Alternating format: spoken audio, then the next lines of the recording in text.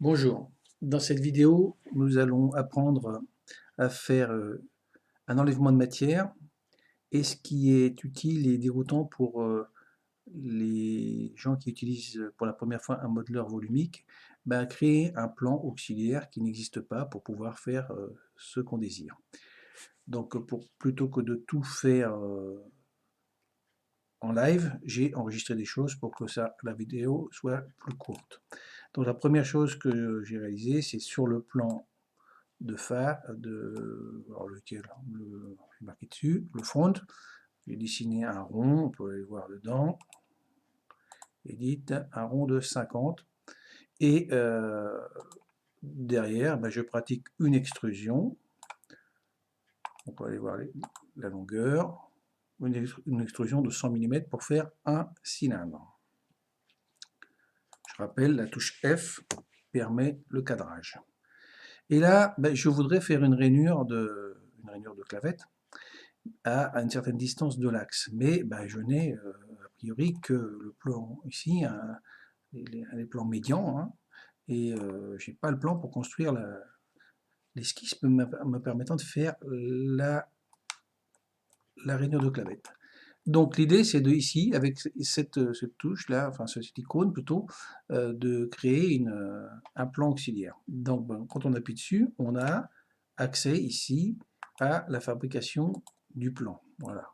Donc ici, moi j'ai mis offset, c'est-à-dire un décalage de 20 mm par rapport au plan de dessus. Bien sûr, on a d'autres options, hein, donc milieu, etc., par 3 points. Et quelque chose qui va être intéressant si jamais vous faites des fonctions tuyaux, c'est de fonction tuyau, c'est ça là, hein. J'appelle fonction tuyau, des balayages, on appelle ça aussi. Donc c'est de créer un plan par l'extrémité d'une courbe. On aura peut-être l'occasion de le voir plus tard. Donc à partir de là, j'ai créé un plan que j'ai appelé plan pour rainure.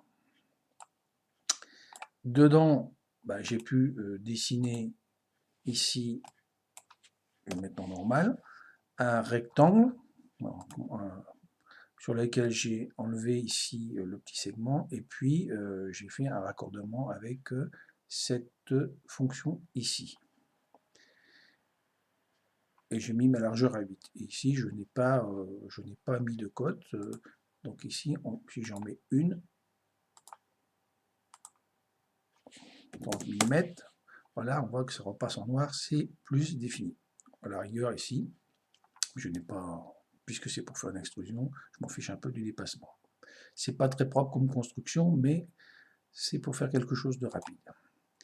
À partir de là, je peux faire l'enlèvement de matière. Alors l'enlèvement de matière se fait avec l'extrusion qui est représentée en ajout de matière, mais ici, si on l'édite, on peut très bien ici faire remove, hein.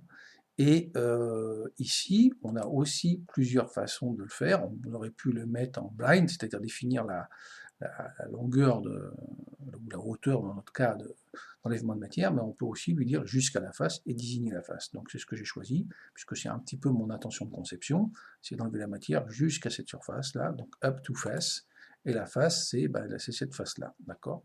À partir de là, voilà, ça se fait. Et puis pour compléter, pour que ça fasse propre, j'ai fait un chanfrein avec cette fonction-là. Eh bien, c'en est terminé pour cette vidéo.